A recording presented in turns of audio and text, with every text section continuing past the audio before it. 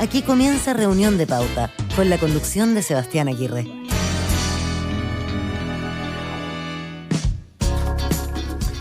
¿Cómo están? Bienvenidos. Estamos comenzando Reunión de Pauta, 7 de la tarde, y ya estamos listos para empezar el programa del día de hoy, de este día lunes 11 de abril, justo cuando se cumple un mes desde que asumiera el presidente Gabriel Boric, hace un mes exactamente, y casi hasta ahora, ¿no? Nos preparábamos para el primer discurso del presidente Boric ahí en el Palacio de la Moneda, después de haber recibido la banda presidencial de manos del presidente Sebastián Piñera. Bueno, ese tema será precisamente el que vamos a analizar en profundidad el día de hoy junto a nuestros panelistas. Y ya están conectados, así que les vamos a dar la bienvenida y les presentamos a nuestro panel de este lunes para que comencemos la conversación hoy. Está junto a nosotros Pablo Veloso, abogado, ex secretario general del Partido Socialista. ¿Cómo está, Pablo? ¿Qué tal? Muy bien. Bienvenido. Gracias por acompañarnos. Sí. Susana Jiménez, ingeniera comercial, ex ministra de Energía, ex vicepresidenta de SOFOFA, consejera de la entidad también junto a nosotros. Bienvenida, Susana. Hola, ¿qué tal? ¿Cómo están? Y Juan Carlos Eichholz, abogado, socio fundador de CLA Consulting y profesor de la Escuela de Negocios de la Universidad Adolfo Ibáñez, está junto a nosotros. Bienvenido, Juan Carlos. Hola, Sebastián, buenas tardes. Buenas tardes, gracias por estar junto a nosotros. Nuestro panel de este lunes para analizar los temas de esta semana. Vamos a partir, antes de ir al análisis del gobierno, que era el tema que yo les adelantaba, nos va a tomar buena parte de nuestro primer bloque.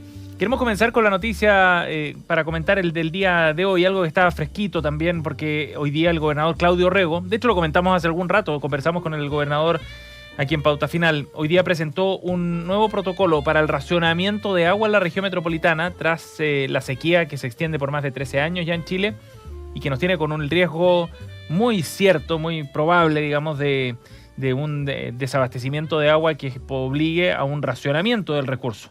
Es un plan que tiene 4 etapas de alerta, se basa fundamentalmente en los niveles de abastecimiento de agua que tengan los ríos Maipo y Mapocho principalmente, y es un protocolo que lo que busca es generar acciones de difusión también para el ahorro de agua a usuarios en general y municipios, pero es el primer paso bien concreto, digamos, en este camino de un racionamiento que se ve cada vez más probable. Los cortes tendrían una duración máxima de 24 horas, serían cada 4, 6, 12 días.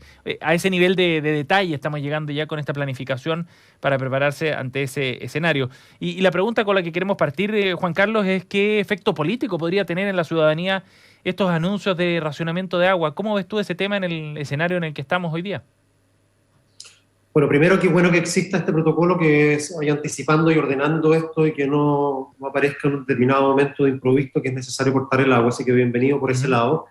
Por supuesto, la noticia no es buena, hemos venido conversando de esto en los últimos años, es como el cuento del lobo y pareciera ser que el lobo sí va a aparecer esta vez. Y aparece, creo, en un mal momento, si es que llega a aparecer. En un mal momento porque lo vamos a estar conversando después, seguramente la incertidumbre que hoy día existe en una cantidad no menor de temas.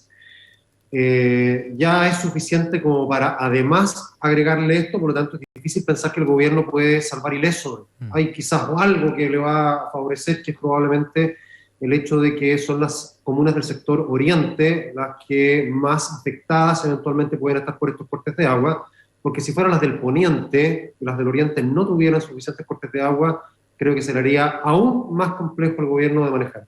Ajá. ¿Susana? Y bueno, efectivamente es bueno anticiparse, porque yo creo que también acá, pese a que llevamos 13 años de sequía, no ha habido realmente cambios de hábito de consumo, y eso es grave. Acá tenemos un problema de escasez, pero también una demanda que de alguna manera no se ajusta a nuestra realidad.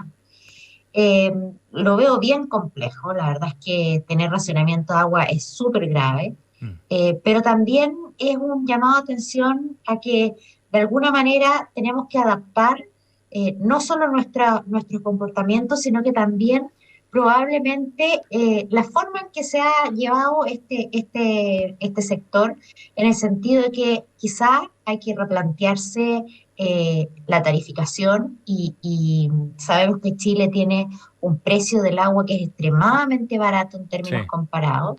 Y también reconocer que hay que ir incorporando inversiones que nos permitan tener mayor resiliencia frente a un cambio que parece ser estructural, que llegó para quedarse, que es esta mayor sequía.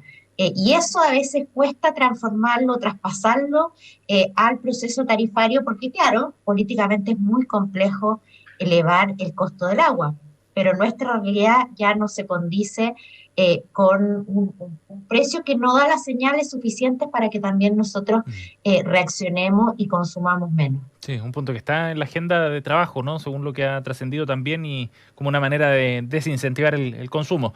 Pablo. A mí me generó hartas dudas las declaraciones que después de que el gobernador Orrego diera a conocer este plan, hizo el ministro de Obras Públicas del gobierno de Boric, porque él lo que dijo es que esta es una decisión que no toma únicamente la gobernación, sino que lo toman el presidente, su ministro y el superintendente. Entonces, a mí no estoy tan seguro que este sea un plan que proviene del gobierno central, que es quien al final tiene que tomar la decisión. Ajá. Las declaraciones que ha hecho anteriormente, no las de hoy día, Aguas Andinas, que es quien tiene el monopolio en la zona oriente, no son tan pesimistas como las que ha hecho el gobernador. Ellos entienden perfectamente que estamos viendo una crisis, que la sequía, como decía muy bien Susana, tiene 13 años, pero ellos también afirman que han hecho bastante más inversiones de las que se había hecho o las que se hicieron en otra época en Santiago. A mí me impresiona más una muestra más de la falta de conexión de la convención con la realidad, porque la convención hasta la semana pasada, a final de la semana pasada, tenía aprobada una norma que finalmente fue rechazada, que creaba una empresa sanitaria única en el país, que era la que tenía el Estado, el 50+1 de la propiedad, que era la llamada a no solo distribuir el agua, sino que a hacer las inversiones que hay que hacer para enfrentar el cambio climático.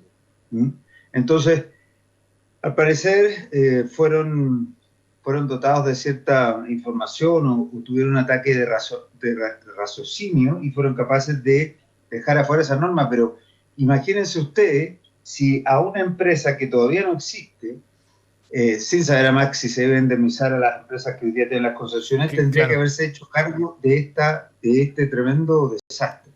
Entonces, para terminar, yo sobre este plan quisiera más bien escuchar la voz del gobierno sobre ello, porque ellos son los que van a tomar la decisión, no Claudio Orrego. Y lo segundo, se habla mucho del plan de racionamiento que no se le está diciendo a la gente qué es lo que va a hacer activamente el Estado por ir ayudando a resolver este problema que se hizo estructural y que sabemos que así hace mucho tiempo. Sí, claro, y se entiende en todo caso que esta sería una de las primeras medidas y que luego vendrían otras más específicas, pero un problema que hay que ir atacando por varios flancos distintos y de manera más o menos simultánea. Estamos junto a Pablo Veloso, Susana Jiménez y Juan Carlos Eijols aquí en Reunión de Pauta. Y nos vamos a ir a nuestro tema de fondo para analizar, como les contábamos, este primer mes del presidente Gabriel Boric y de su gobierno a cargo. Ayer se reunió con sus ministros, renovó su respaldo a la titular de Interior, Isquia Siche, después de una semana negra para la jefa de gabinete. Y el mandatario reconoció en un audio en el inicio de esa conversación, de esa reunión, que despegamos con turbulencias en la instalación del gobierno, que este lunes cumple, como decíamos, un mes. Hay cierto nivel de autocrítica también dentro del Ejecutivo respecto a lo que se ha hecho hasta ahora. Y lo que queremos hacer es conversar con nuestros panelistas y abrir el naipe también respecto a lo que está ocurriendo por estos días con el gobierno que recién ha asumido. Bueno, Pablo, partamos con el análisis de la evaluación en general. ¿Cómo ves tú este primer mes? Y fundamentalmente, ¿qué factores crees tú que han sido los más determinantes para el proceso de instalación del gobierno? A mí me preocupa la falta de conciencia del origen del problema que se denota en la frase que dijo el presidente Boric, porque las turbulencias son siempre elementos exógenos cuando uno está volando, son las corrientes de aire, los vientos, y aquí este gobierno partió con muchísimo apoyo ciudadano y con muy alta expectativa. muy parecido a lo que le pasó en su segundo gobierno a Sebastián Piñera. Y sin embargo, no son turbulencias externas las que han generado todos estos líos, sino que son una serie de errores pueriles e infantiles. Yo lo dije en el programa anterior, que no había ocurrido todavía esto de la denuncia falsa de la ministra, que yo pensaba que lo de la ministra Sichel no tenía solución porque tenía más que ver con su estructura de personalidad y sus características de carácter que con cuestiones de decisión política. Ajá. Porque lo que ocurrió ese día es asombrosamente infantil. O sea, no solo la actitud con que ella parecía que estar haciendo en un curso del colegio bullying en este caso al gobierno anterior y a la oposición, sino que además ella había declarado esto una semana antes en un diario regional de Atacama y tuvo una semana para comprobarlo. Y entonces después da estas disculpas que a mi juicio no son disculpas, decir, miren, yo lo estoy haciendo porque a mí me perjudicaron y yo no soy la responsable de esto, entonces republicanamente les pido disculpas. Eso me pareció también bastante infantil, pero además lo que ha ocurrido después con la funcionaria que llevaba 25 años en el servicio, que terminó siendo ella la chiva expiatoria, es otra cuestión que es completamente alejada de la capacidad de complejización y de resolución que debe tener un gobierno en pleno siglo XXI y más en las condiciones que se encuentra Chile hoy día. Entonces, yo no quiero detenerme en ese hecho solamente para festinar con lo que hizo mal. Pero como un ejemplo de lo que... Esa no es mi idea, es más bien una idea de que no hay conciencia de las dificultades que significan gobernar. Yo alguna vez, aquí Juan Carlos decía, este es un gobierno que tiene que mejorar la gestión. Sí, Juan Carlos, pero cuando tú no tienes claro qué quieres hacer, da exactamente lo mismo si sabes hacerlo bien o no. Para hacer que las cosas ocurran, antes tuviste que tener un diseño estratégico, después tuviste que consensuar con la oposición en este caso, o con los propios partidos de gobierno, y después tienes que tener la capacidad de cumplir con las metas que te has fijado. Pero Pablo, y cortito, no, a tu juicio no está ese diseño, entonces. No, yo siempre he pensado que el problema es que no es el actual gobierno, nuestro gobierno, mi gobierno, yo voté por él, es un gobierno que no tiene claro qué es lo que debe hacer, y peor todavía, no tiene claro qué es lo que no puede hacer, que eso es más grave. Juan Carlos, ¿cómo lo ves tú?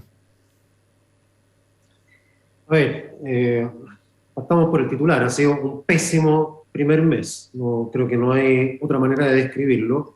Y los síntomas son evidentes, ¿no? O sea, la aprobación del presidente ha caído un poco más de 5 puntos. La desaprobación ha aumentado 20 puntos. No hay ningún gobierno desde el retorno a la democracia que haya experimentado en un primer mes cifras como esta. No existe. Pero además, quizás ligado a lo mismo, el apoyo a la Convención Constitucional ha disminuido al punto que ya en las últimas 2 semanas el rechazo le gana la prueba en las encuestas que existen. Además, las figuras propias del gobierno han ido también cayendo en popularidad, particularmente la ministra del Interior, que ya tiene una tasa de desaprobación mayor que la de aprobación. Pero incluso si nos vamos a cosas más amplias, ¿no es cierto? Índices como, qué sé yo, ¿usted cree que el país va por buen camino o por mal camino? Bueno, eso ha cambiado radicalmente en las últimas 4 semanas.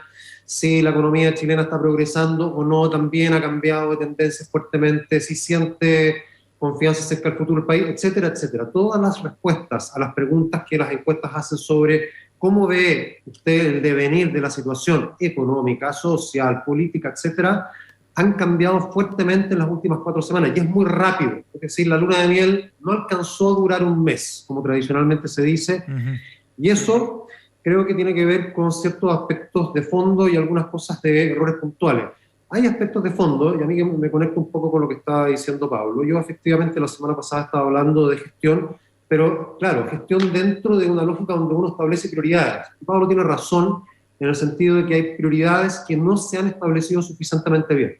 Entonces, frente a tiempos de incertidumbre, como los que estamos viviendo, cada vez de mayor incertidumbre, a mi juicio falta un discurso claro y contundente en temas que son indispensables. Uno es el de orden público y seguridad. donde el gobierno simplemente no ha tenido un discurso, mucho menos detrás de eso una acción decidida. Pero después está el tema de económico. Ajá. Cada vez, a través de la inflación, a través de no recuperación de empleos, se está haciendo más notorio la falta de un discurso y de un plan claro en esto. La semana pasada el ministro Marcel finalmente lanza su plan de recuperación inclusiva, pero queda completamente opacado por los dichos de la ministra del Interior. Y además de eso está la falta de certeza jurídica, que el gobierno no está dando. Desde luego, esto está alimentado por la convención, pero el gobierno, pese a una declaración del presidente, más allá de eso, no ha tenido ninguna señal tranquilizadora respecto de la incertidumbre que se está viviendo por lo que está ocurriendo en la convención. Entonces, hay como temas de fondo ahí. Uh-huh. Ahora, están los errores, y no voy a repetir en esto que ha mencionado Pablo, encarnados en la ministra del Interior. Creo que es la encarnación de los errores. Y ella ha sido una figura en estas 4 semanas más pública, más presente que el propio presidente. El presidente eligió una estrategia de estar un poquito detrás de los ministros que puede tener mucho sentido. Pero ojo, porque cuando vivimos tiempos de incertidumbre, la gente busca la figura presidencial. Uh-huh. Y creería yo que el presidente Boric va a tener que aparecer más y va a tener que tener un discurso más claro, aun cuando eso le conlleve costos internos en su debilitada coalición, diría. Susana. Sí, mira, acá lamentablemente hay coincidencia acá con mis compañeros del panel. Bastante. Y digo lamentable porque la verdad es que esto no es bueno para el gobierno y no es bueno para Chile. ¿Ah? Efectivamente, lo que decía Juan Carlos, es increíble cómo la desaprobación del gobierno saltó 20 puntos en 4 semanas. Y tienen que ver con muchos de estos errores que ya se han comentado. Uh-huh. Yo diría que los de la ministra Sichel obviamente son los más bullados, los más recurrentes, pero yo creo que también han habido otras intervenciones del mismo presidente Boric cuando parte su mandato criticando al rey de España, dando beneficios carcelarios a los condenados por el asesinato de los matrimonios Luxinger-Macay, cuando pone urgencia a la amnistía, al proyecto de amnistía a los presos de octubre. Yo creo que también ahí hubo una serie de decisiones, tal vez un poco apresuradas, que se sumaron, como decía, a lo de la ministra Sichel, a lo de la ministra del Trabajo, cuando de alguna manera puso en duda lo de los fondos de pensiones de las personas, que había que mantenerlos y no retirarlos porque uh-huh. se necesitaban para la futura reforma, que también generó harto ruido. Yo creo que han habido muchos errores no forzados, ¿ah? Y ahí coincido con Pablo, esto no son turbulencias que se dan en el ambiente, son realmente autoprovocadas. Yo creo que además han habido otras deficiencias, había una lenta instalación del gobierno, recordemos que ha tomado mucho tiempo la conformación de los equipos, de los nombramientos de los CEREMI, de los jefes de servicio, etc.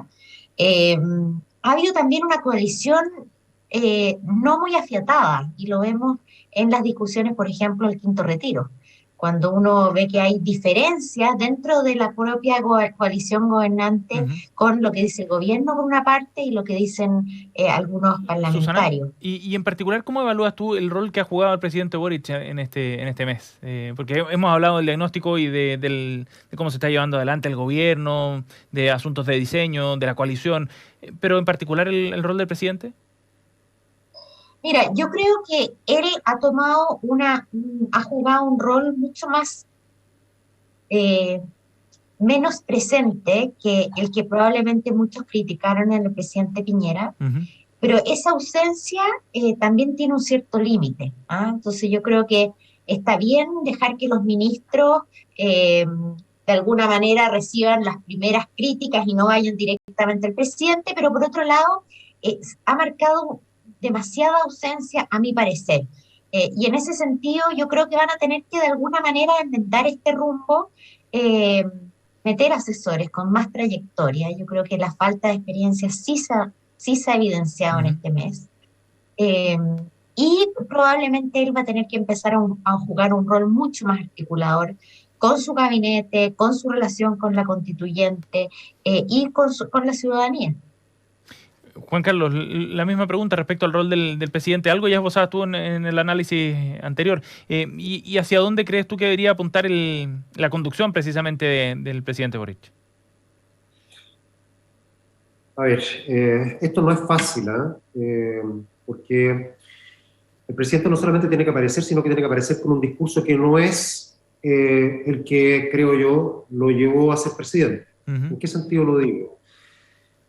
Parte importante del discurso del presidente y de la coalición gobernante tiene que ver con, lo podríamos llamar así, bienes superiores. Me estoy refiriendo, por ejemplo, a valores como la justicia social, la diversidad, el medio ambiente, la distribución de poder, todo lo cual creo es importante. Pero si lo miramos, por decirlo así, en la escala de Maslow, son bienes superiores, en el sentido que antes de eso está la necesidad de orden público, de certeza jurídica, de un empleo que provea de ingresos suficientes. ¿Qué es lo que está ocurriendo, creo yo? Que eso que es más básico, hoy día no puede darse por asegurado. Entonces, el discurso yo lo he tenido en estos bienes superiores, que bienvenido, pero siempre y cuando usted me garantice lo anterior.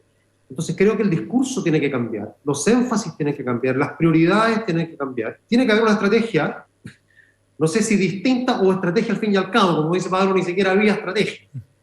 Pero claramente, si la hubo, tiene que redireccionarse tanto en los aspectos a tocar, como en la presencia del presidente encabezando. Pablo. Yo tengo la impresión de que por ahora lo mejor que tiene este gobierno es el presidente, Boric.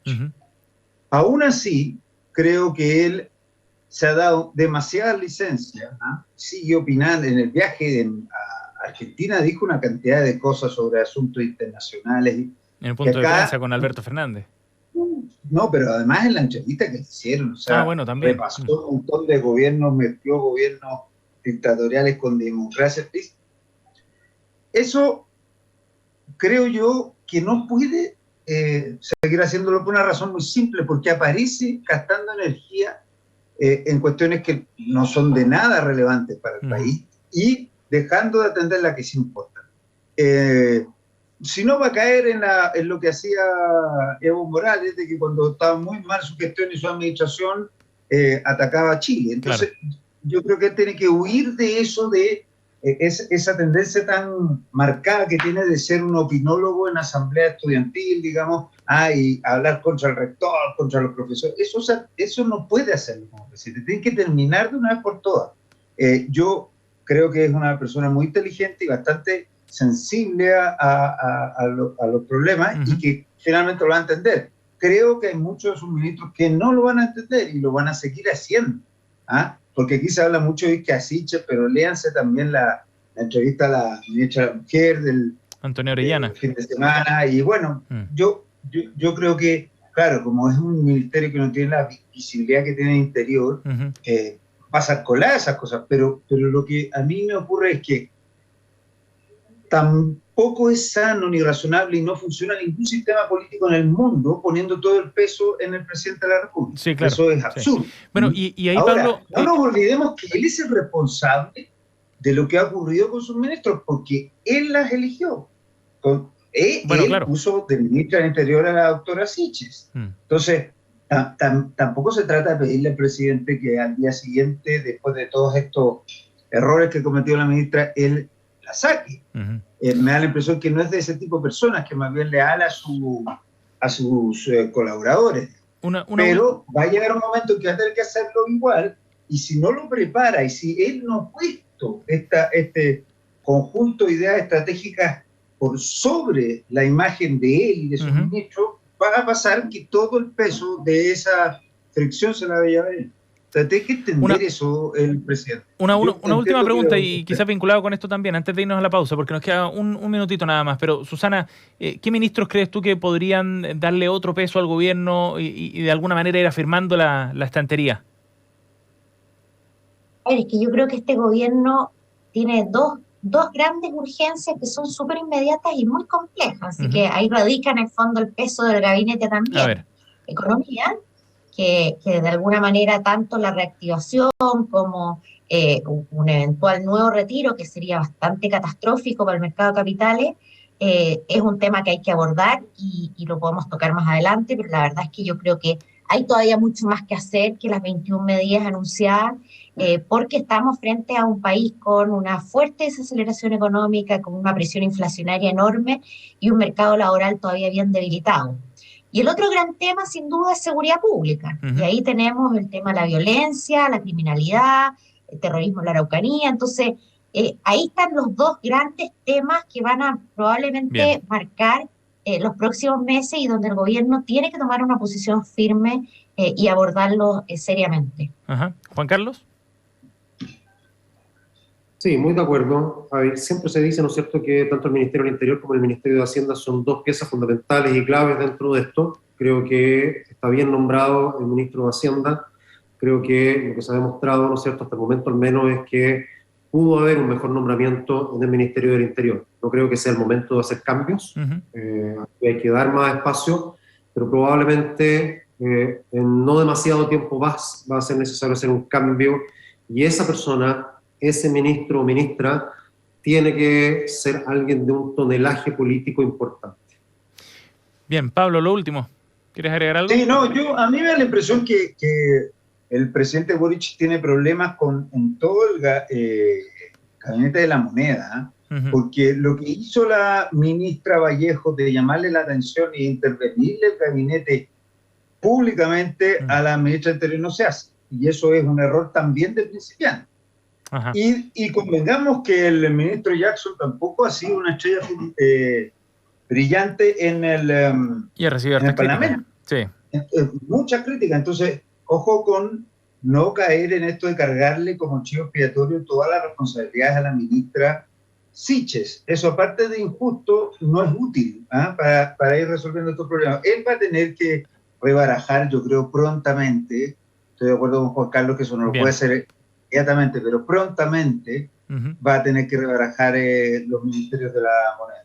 Va a tener que hacer cambios. Mientras tanto, en el Congreso se está discutiendo el quinto retiro y aparece como uno de los grandes problemas y dolores de cabeza para las próximas semanas para el gobierno, por lo que han dicho ya varios parlamentarios del oficialismo sobre este tema, donde muchos están a favor, derechamente, de esta iniciativa.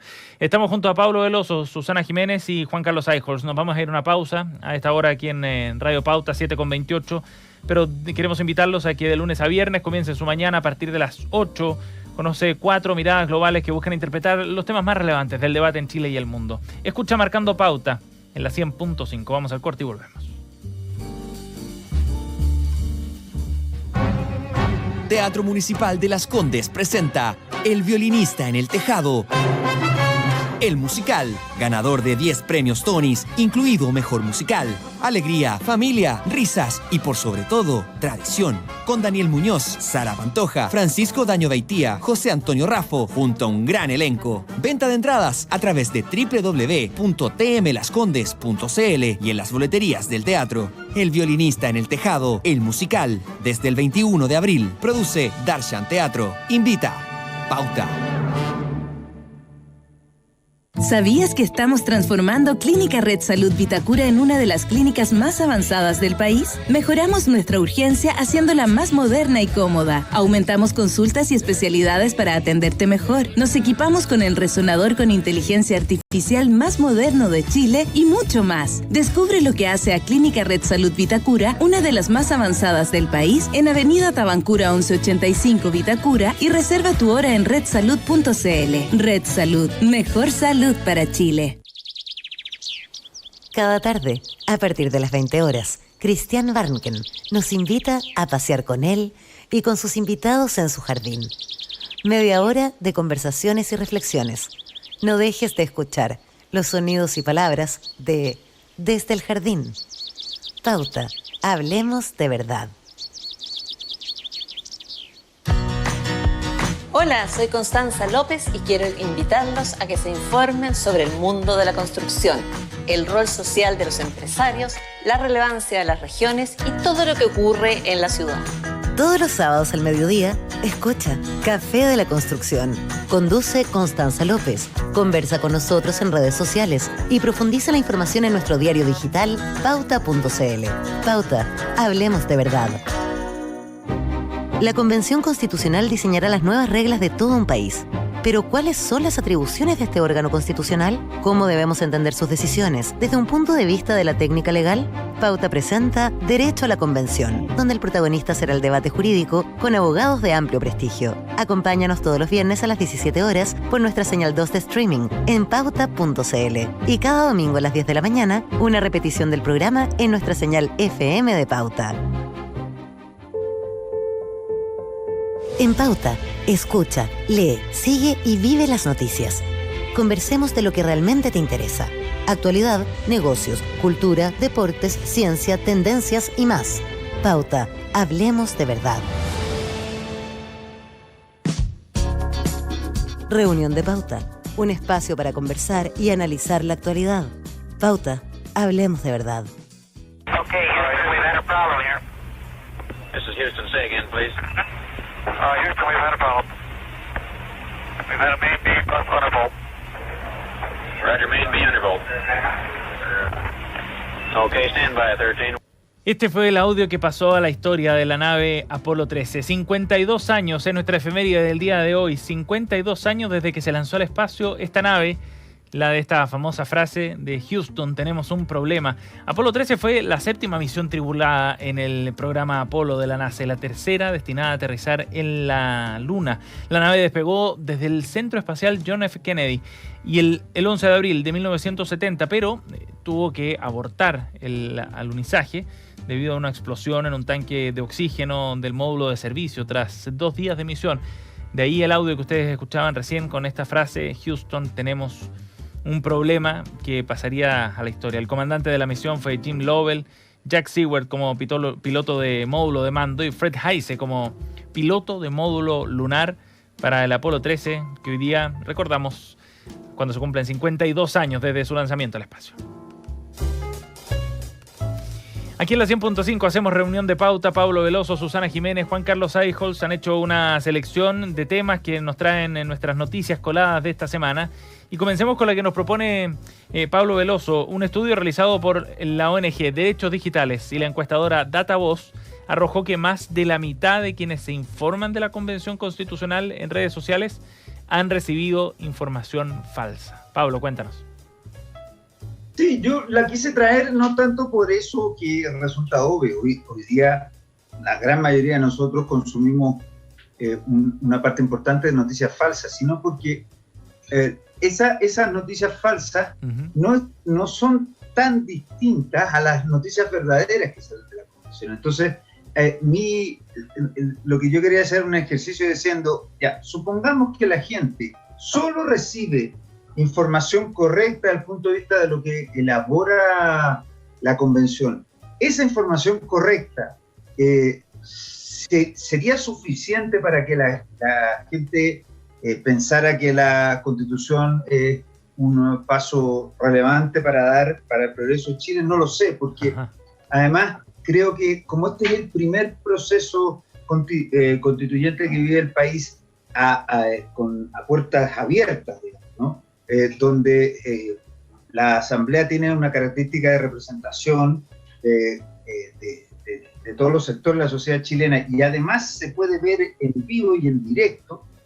Eso es lo curioso de la paradoja de estos tiempos. Cuando tú tienes más cantidad más posibilidad de informarte directamente de la fuente, mayor penetración y capacidad de destrucción tienen las noticias falsas. Esa paradoja de estos tiempos, la información, que es una paradoja y una contradicción, además sumamente dañina por los efectos que genera, es lo que me llama la atención de este estudio. Claro, dicen, el 50% son noticias falsas, sí, pero la gente tendría la posibilidad de adquirir las noticias directamente. Si yo lo hago por trabajo, uno se mete a la página de la Convención y puede ver todos los debates simultáneamente. Entonces, para terminar, lo que yo digo es, imagínense que lo que se dice es que la gente no lee las constituciones para aprobarlas o para rechazarlas. No, la mayoría de las personas, por no decir prácticamente todas en Chile, no conocen o no conocemos al detalle toda la constitución vigente, salvo los que han decidido estudiarla. Imagínense cuánto va a pesar el texto en sí mismo para tomar la opción de aprobar o rechazar. Ajá. Probablemente se va a construir una mitología de informaciones falsas o a lo menos imprecisas sobre ese texto. Imagínense que se ha construido en relación a estas discusiones que han dado muy poco texto. Sí. Imagínense cuando este texto. Esa era la intención de Susana. la noticia. Sí, a mí me llamó la atención que esta prioridad que tiene las redes sociales como fuente de información, aún sabiendo que son foco de mucha información falsa o imparcial o muy sesgada, porque una de las cosas que hacen las redes sociales es que justamente polarizan, porque a través de del propio funcionamiento de estas plataformas se terminan autogenerando polos de opinión que se van retroalimentando en sí mismos. Entonces, me llama la atención que aún la gente siga confiando tanto en las redes sociales. Me llama también la atención que decía que 6 de cada 20 personas comparten información falsa. Yo creo que muchas veces no saben que comparten información falsa, para ser justo, pero que pocos lo reconocen, dice después. Yo creo que ahí también hay una responsabilidad cada uno, ¿no? De cuánto uno transmite o retransmite cosas que a uno no le constan, y sabiendo que no son fuentes fiables, hay que tener mucho más prudencia en eso. Juan Carlos. Hemos conversado en otras ocasiones un poco cómo la polarización que estamos viviendo en los tiempos actuales tiene que ver también con estas redes sociales, por la forma en que la información es transmitida y se produce este sesgo de autoafirmación. Pero yo quiero tomar esto desde otro lado. A ver. Yo he estado escuchando ya reiteradamente en las últimas 2 o 3 semanas a convencionales diciendo que las cosas van bien dentro de la convención y que lo que ocurre es que ellos no han sido capaces de comunicar y de informar correctamente. Y de hecho, las redes sociales han ayudado a la desinformación. Desde luego, en una parte eso es cierto. Pero se está instalando, creo yo, de manera equivocada, esto es mi perspectiva, por supuesto, el que la convención está bien encaminada. El que, por ejemplo, yo estaba escuchando ayer, no sé si lo vieron ustedes en Estado Nacional, a 4 convencionales de justamente la Comisión de Sistema Político, que esta semana se juega, ¿no es cierto?, su informe frente al Pleno. En el Pleno.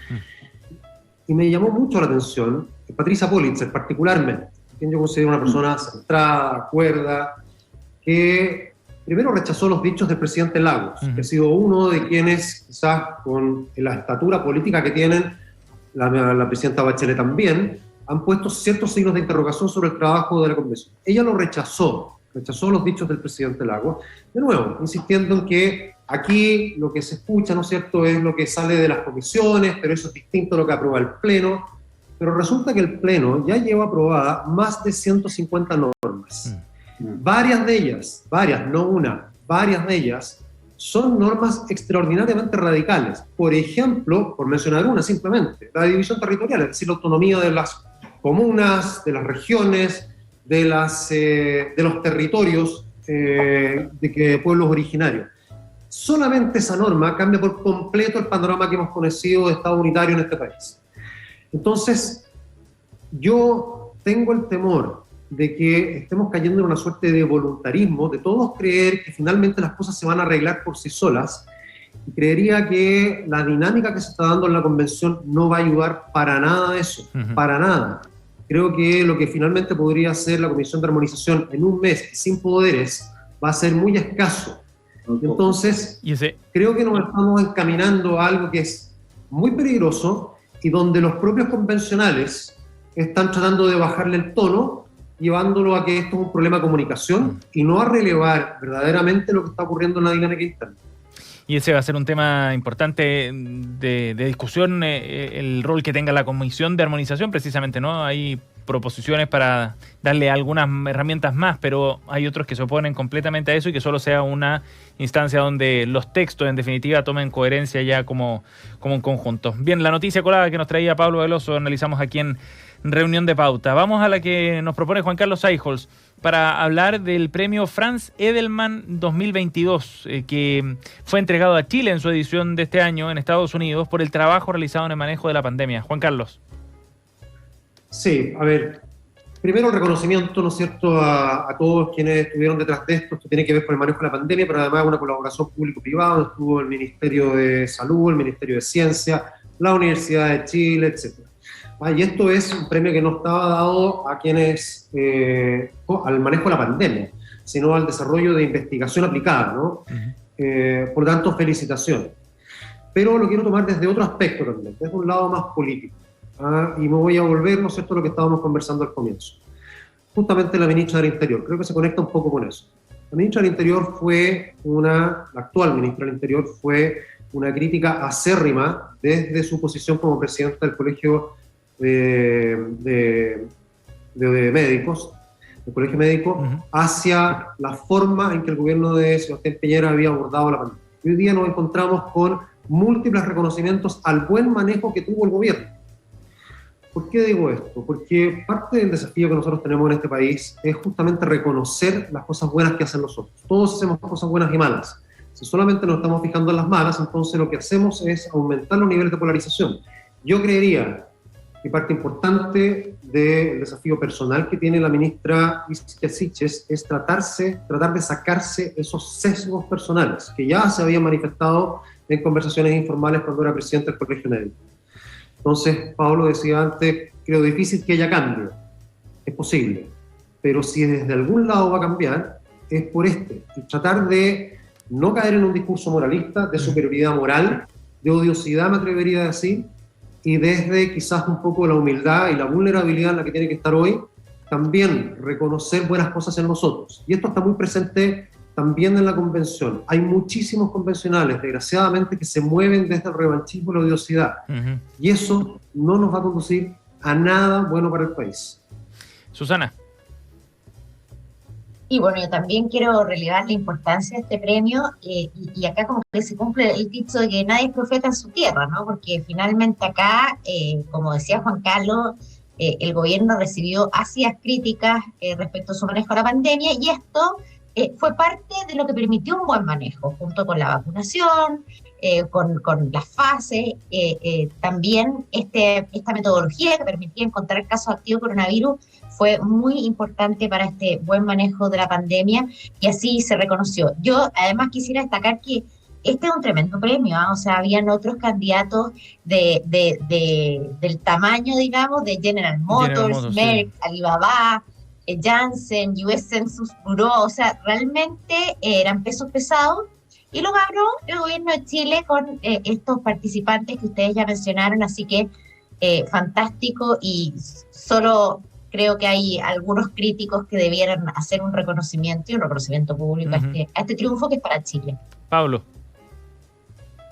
Las cuestiones, yo diría, más desagradables de la democracia liberal que probablemente no va a cambiar, sobre todo cuando en la mayoría de los países hay elecciones cada 4 años, y es muy poco lo de fondo que se puede hacer, es que esta costumbre, que es independiente de si son partidos o presidentes de izquierda o de derecha, es de que todo lo que se hizo mal, todo lo que se hizo en el gobierno anterior está mal hecho, y todo lo que se haga en el gobierno de ese momento está perjudicado por lo que hizo mal el gobierno anterior, y eso, o está condicionado. Eso es muy común, es muy difícil que se pase en todos los países, que se termine con aquello. Por eso es tan importante que este premio se le haya dado al gobierno de Chile, porque incluso aquellos que públicamente decían que esto era un desastre, como acuérdense que el actual subsecretario Cuadrado trató de como dijo, de un manejo fraticida de la pandemia por parte del gobierno de Piñera. Después se ha desmentido, pero como les digo, me da la impresión que nos cuesta mucho decir que sí hizo la diferencia que el gobierno de Piñera fuera de gobierno en ese momento. Yo sí creo que en esto Piñera lo hizo mucho mejor de lo que lo hubieran hecho otros, que no basta decir, mire, lo que pasa es que Chile tiene una larga tradición de vacunación pública que viene desde la guerra del Pacífico, sí, todo eso es cierto, pero también él tomó decisiones que probablemente otros presidentes no se habrían atrevido y que no se atrevieron, como el mismo Fernández de Argentina. Entonces, es muy fácil colgarnos siempre de la estructura de personalidad del presidente Piñera y con eso teñir de fracaso y de análisis muy negativos su gobierno, pero si no hubiese tenido esa misma estructura de la que tan mal se suele hablar,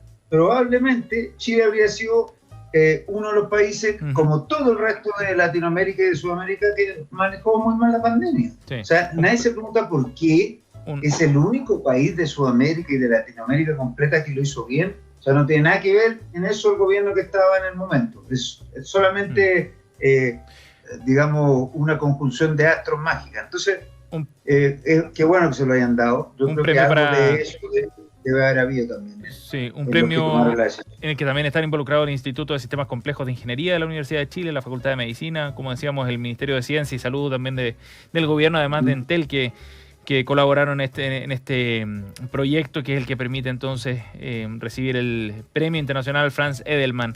Bien, la noticia colada de Juan Carlos Eijols aquí en Reunión de Pauta. Y cerramos con la noticia que nos trae Susana Jiménez para hablar del conflicto que se ha generado a raíz de la paralización de un proyecto de un edificio de la inmobiliaria Fundamenta en la comuna de Ñuñoa, después de la Comisión de Evaluación Ambiental de la región metropolitana que paralizó esta obra, lo que ha generado evidentemente hartos comentarios de los afectados, los trabajadores, la empresa, la CPC también y de las autoridades locales que se oponían a este proyecto. Cuéntanos sobre esto, Susana.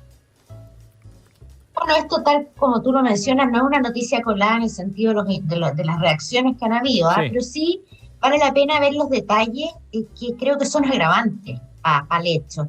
Esto no es un edificio, es un proyecto inmobiliario con 4 torres, con sector de comercio, son 300 millones de dólares de inversión y que ya lleva 30% de avance.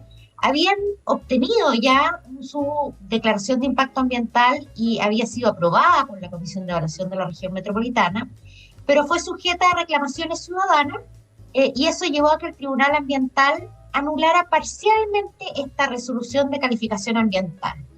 Y exigiéndole incorporar un estudio en materia de luminosidad, es decir, el efecto sombra que hacía este proyecto inmobiliario. Este estudio fue realizado y el Sistema de Evaluación Ambiental, que es el órgano especializado del Estado, saca un informe favorable y por lo tanto recomienda aprobar el proyecto. Pero ¿qué pasa? Se conforma la Comisión de Evaluación de la Región Metropolitana con nuevas autoridades, nuevos serenos, y deciden rechazar la resolución de calificación ambiental. Es decir, no solo se toma una decisión bastante apresurada, poco técnica y política, sino que además de alguna manera extralimitan sus atribuciones porque de alguna manera no acatan el fallo del Tribunal Ambiental, que básicamente lo que pedía es que hubiese este estudio. Esto no era una nueva evaluación de impacto ambiental, esto era una exigencia y que sin embargo ellos deciden echar abajo el permiso ambiental que ya tenían. Yo creo que esto da cuenta, uno, de lo grave que es que hayan estos criterios políticos y que se desconozcan una vez más los criterios técnicos que provienen justamente del órgano especializado que es el Sistema de Evaluación Ambiental. Creo que es grave el actuar de la comisión, por lo que mencionaba antes. Y tercero, creo que esto vuelve a refrendar la necesidad de revisar nuestro sistema de evaluación de proyectos. Habíamos hablado antes, una economía que está desacelerándose, donde los proyectos de inversión están enfrentando distintas dificultades, pero esta se suma una más, que es la incerteza jurídica que existe. Lo decía yo, ya había parte del proyecto, buena parte, avanzado, y sin embargo, por una decisión política, se echa abajo. Un precedente que además ya había dado, político que ya había dado el propio presidente Boric en su discurso cuando habló de rechazar otro proyecto, de nuevo, no basado necesariamente en los aspectos técnicos que fundaban su aprobación. Así que lo veo como algo bastante grave por los detalles que tiene, más allá del proyecto en sí mismo y de las manifestaciones que ha generado. Juan Carlos. A ver, hace ya sus buenas décadas, ¿no es cierto?, y probablemente cada vez con más profundidad se va produciendo este conflicto entre, por un lado, crecimiento económico, fuentes laborales, trabajo, y por otro lado, cuidado del medio ambiente, respeto a las comunidades. Eso es parte de nuestra era, no solamente en Chile, en el mundo. Entonces la pregunta es cómo se resuelven estos conflictos. Si Chile, creo, hoy día tiene una institucionalidad ambiental bastante avanzada. Tiene superintendencia, ministerio, tribunales ambientales, tiene sistemas de evaluación ambiental. Está bastante bien armado esto. Sucesivas modificaciones legales nos han llevado hacia esto. Hay una institucionalidad fuerte. Cuando esa institucionalidad saca una resolución de calificación ambiental, debemos suponer entonces que el proceso fue bien llevado adelante. Por lo tanto, si arbitrariamente aparecen autoridades con posterioridad a eso que echan abajo una resolución de calificación ambiental, claramente estamos pasando por encima a esa institucionalidad. Entonces, ¿creemos en la institucionalidad o no creemos? Tener estas disputas es normal, es parte del desarrollo, pero que se den dentro de la institucionalidad y no a través de decisiones arbitrarias. Pablo. Sí, simplemente reforzar un punto. A mí me parece que el efecto final que tiene este tipo de resoluciones de carácter político, sobre todo cuando hay un estudio que cumple para la autoridad ambiental con los estándares que se requerían y satisface entonces las dudas que esta misma autoridad plantea, ¿qué es lo que termina pasando? Que probablemente, yo no soy especialista en esta materia, pero probablemente cabe algún recurso en contra de esta resolución, o van a buscar que quepa alguno, y va a terminar en el Poder Judicial. En el Poder Judicial, en un país en que hay una institucionalidad graduada y bastante precisa para resolver estas cuestiones. Y va a caer en un Poder Judicial que no es especialista en estas materias, porque probablemente va a ser la Corte Suprema. En cambio, lo judicial especialista ya fue de alguna manera invalidado por el poder político, básicamente por el poder gobierno, porque esa es la conformación que tiene hoy día esta comisión regional o este comité regional. Entonces, dicho eso, a mí me parece una pésima señal, porque siempre se ha dicho, usted tiene que tener un mejor poder judicial en materia ambiental, porque lo que tenía como sistema de fiscalización y de resolución de controversias no daba el ancho. Bueno, se ha ido construyendo con harta paciencia y con mucho ensayo y error. Hay todavía muchas cosas que tienen que funcionar mejor. Pero pasa por ese proceso, es finalmente aprobado y entonces dice, no, ¿sabe qué?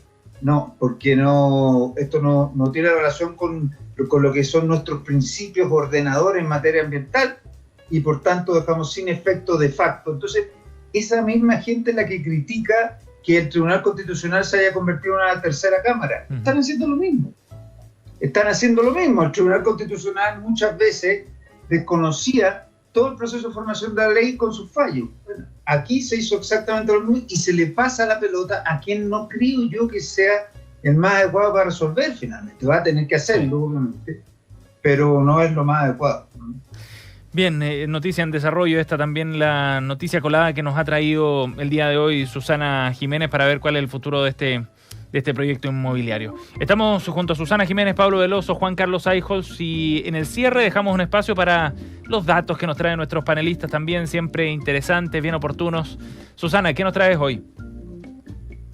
Oye, un anuncio que vi en el diario y que me gustó mucho, que viene una exposición de un artista sueco-alemán que se llama Paul Klee al Centro Cultural de la Moneda. Veo que Juan Carlos se ríe porque me tinca que traía lo mismo. Tenía la misma. No.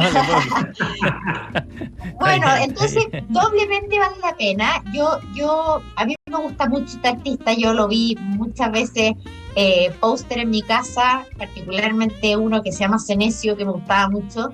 Pero para los que no lo conozcan, él es muy cercano a un movimiento del Flower Writer que formó Kandinsky, Franz Marc, que son expresionistas, además fue profesor en la escuela del Bauhaus, o sea, es de esos movimientos súper entretenidos, súper interesantes, y yo creo que va a valer la pena ir a verlo. Sí, de todas maneras, parte mañana, del 12 de abril al 31 de julio de este año, esta exposición ahí en el Centro Cultural La Moneda, la información y el detalle en el sitio web del centro. Buena recomendación. Mientras le damos un espacio a Juan Carlos a ver si nos improvisa con otra noticia colada, Pablo, cuéntanos algo. Oye, yo traigo una película sorprendente que se estrenó en Netflix hace un mes o menos. ¿Ya? Que es una guerra que ocurre en Suecia, entendemos, ¿no? Nunca queda claro quiénes son los participantes de la guerra, quién es el enemigo, menos que quién es bueno y malo, pero es una guerra en estos tiempos, moderna. Y las escenas que están filmadas ahí son tan coincidentes con lo que hemos visto de la guerra de la invasión de Rusia a Ucrania, que si no hubiese ocurrido la invasión de Rusia a Ucrania habríamos creído que esta es otra película más de ciencia ficción bélica, como hay tantas dando vueltas, pero como es tan parecido al punto de vista de las imágenes, lo que muestran en esta película, que fue filmada en pandemia, el 2021, por Netflix, en Suecia, versus lo que estamos viendo ahora de Bucha y de toda esta brutalidad que cometieron el fin de semana al bombardear un centro escolar, en fin, todo eso aparece en esta película. Se llama Cangrejo Negro. Eso te iba a preguntar, el título. Cangrejo Negro, entonces. Cangrejo Negro. La película que nos trae como propuesta Pablo Veloso, disponible en Netflix. Un minuto para Juan Carlos, a ver si es que encontró algo. Nada. Está bien. Juan Carlos.